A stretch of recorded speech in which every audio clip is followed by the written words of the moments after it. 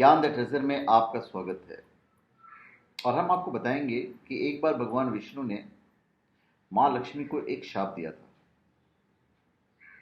और उसके बाद धन की देवी ने क्या किया था वो हम आपको बताने जा रहे हैं। और माँ लक्ष्मी से पाप क्या हुआ था वो भी हम आपको बताने जा रहे हैं। देखिए, परमेश्वर के मुख्य स्वरूपों में से एक भगवान विष्णु का नाम स्वयं ही धन की देवी माँ लक्ष्मी के साथ लिया जाता है। शास्त्रों में कथाओं के अनुसार माँ लक्ष्मी हिंदू धर्म में धन, संपदा, शांति और समृद्धि की देवी मानी जाती है। यदि कोई व्यक्ति अपने जीवन में धन का वास चाहता है तो हमेशा ही माँ लक्ष्मी के साथ भगवान विष्णु की आराधना जरूर करना चाहिए। इन दोनों का रिश्ता काफी शुद्ध और सर्वश्रेष्ठ माना जाता है। परंतु ऐसा क्या हुआ था जो लक्ष्मी जी के कारण भगवान विष्णु की आंखें भर आई? पुराणों में विख्यात एक कथा के अनुसार लक्ष्मी जी की किसी बात से विष्णु जी इतने निराश हो गए थे कि उन्हें धरती पर जाना पड़ा था, परलोक से।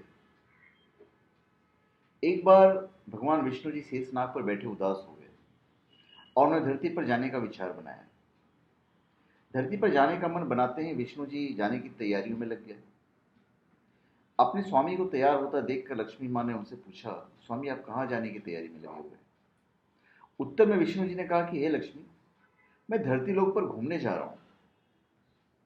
यह सुनकर माँ लक्ष्मी जी की वही धरती पर जाने का मन हुआ और उन्होंने श्री हरि से इसकी आज्ञा मांगी। माँ लक्ष्मी द्वारा प्रार्थना करने पर भगवान विष्णु बोले, तुम मेरे साथ चल सकती हो, लेकिन एक शर्त है। तुम धरती पर पहुंचकर उत्तर दिशा की ओर बिल्कुल मत देखना, तभी मैं तुम्हें अपने साथ लेकर आऊंगा। यह सुनते ही माता लक्ष्मी ने हाँ कह दिया और विष्णु जी के साथ धरती लोक जाने के लिए तैयार हो गई। अब माँ लक्ष्मी और भगवान विष्णु सुबह सुबह धरती पर पहुंच गए। जब वो पहुंचे तभी सूर्य देवता उदय हो रहे थे। रात्रि में बरसात हुई थी, जिस कारण चारों ओर हरियाली ही हरियाली थी। धरती बेहद सुंदर दिख रहा था, जिसके फलस्वरूप माँ लक्ष्मी मंत्रमुग्ध होकर पूरी अट्रैक्ट हो गई और धरती के चारों ओर देख रही थी और भूल गई कि पति को क्या वचन दिया था।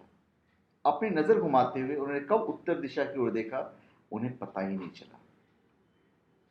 मनी मन मुग्ध हुई माँ लक्ष्मी जब उत्तर दिशा की ओर देखा तो उन्हें एक सुंदर सा बगीचा नजर आया। उस ओर से भीनी भीनी खुशबू आ रही थी।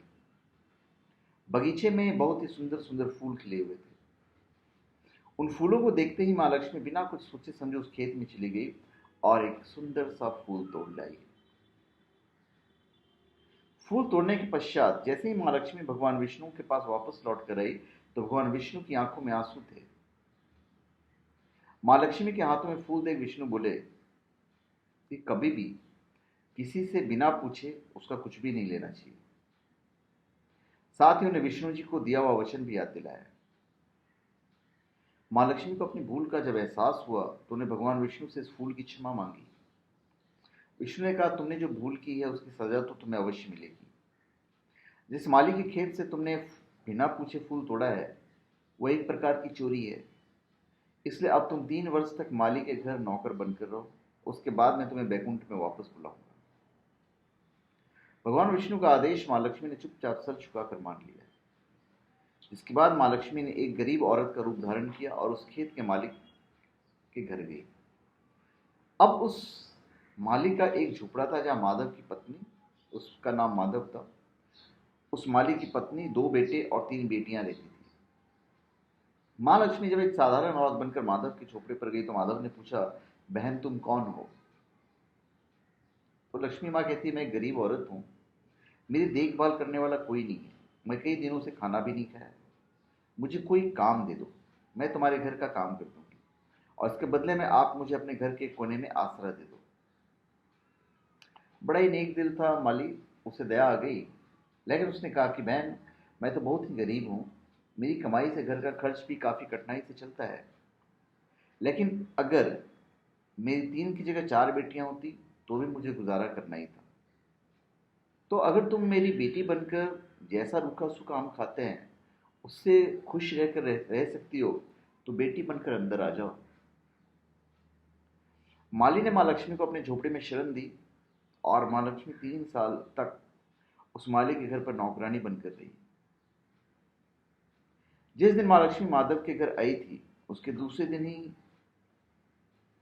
माधव को, उस माली को, फूलों से इतनी आमदनी हुई कि शाम को उसने गाय खरीद ली। फिर धीरे धीरे उस माली ने जमीन खरीद ली और सबने अच्छे अच्छे कपड़े भी बनवा लिए। कुछ समय बाद माली ने एक बड़ा ही पक्का घर भी बनवा लिया। और हमेशा सोचता था कि मुझे ये सब, ये जो महिला है उसके आने के बाद मिला है। इस बेटी के रूप में मेरी किस्मत आ गई है। एक दिन माली जब अपने खेतों में काम करके घर आया तो उसने अपने घर के द्वार पर गहनों से लदी एक देवी स्वरूप औरत को देखा।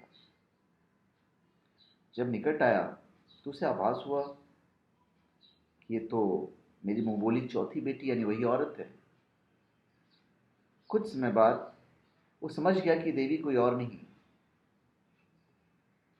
बल्कि स्वयं माँ लक्ष्मी है। और फिर वो कहता है कि हे माँ, हमें क्षमा करें, हमने आपसे अनजाने में ही घर और खेत का काम करवाया है। हे माँ, एक ऐसा अपराध हो गया, आप मुझे माफ करते हैं। यह सुनकर माता लक्ष्मी मुस्कुराती और कहती है, हे माधव, तुम बहुत ही अच्छे और दयालु व्यक्ति हो। तुमने मुझे अपनी बेटी की तरह रखा है, अपने परिवार का सदस्य बनाया है। इसके बदले में तुम्हें वरदान देती हूँ कि तुम्हारे पास कभी भी खुशियों और धन की कमी नहीं रहेगी। तुम्हें सारे सुख मिलेंगे जिसके तुम हकदार हो। इसके पश्चात माँ लक्ष्मी अपने स्वामी के द्वारा भेजे रथ में बैठकर बैकुंठ चली गई। अब मॉरल ऑफ द स्टोरी क्या है? मॉरल ऑफ द स्टोरी ये है कि आपको कभी भी किसी की भी चीज़ बिना पूछे नहीं लेना है, ना तो उसे देखना है ना तो उसे उठाना है।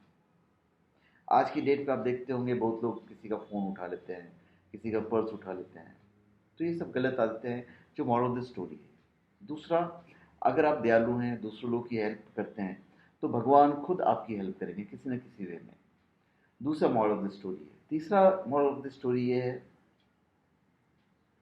कि आपको जब कोई अतिथि अपने घर में आए तो आपको उनसे बहुत मोहब्बत से, प्यार से अपने घर में रखना चाहिए। तीसरा मॉरल ऑफ द स्टोरी है। तो धन्यवाद। आप हमारे चैनल पे सब्सक्राइब करें और अपने कमेंट दीजिए। धन्यवाद।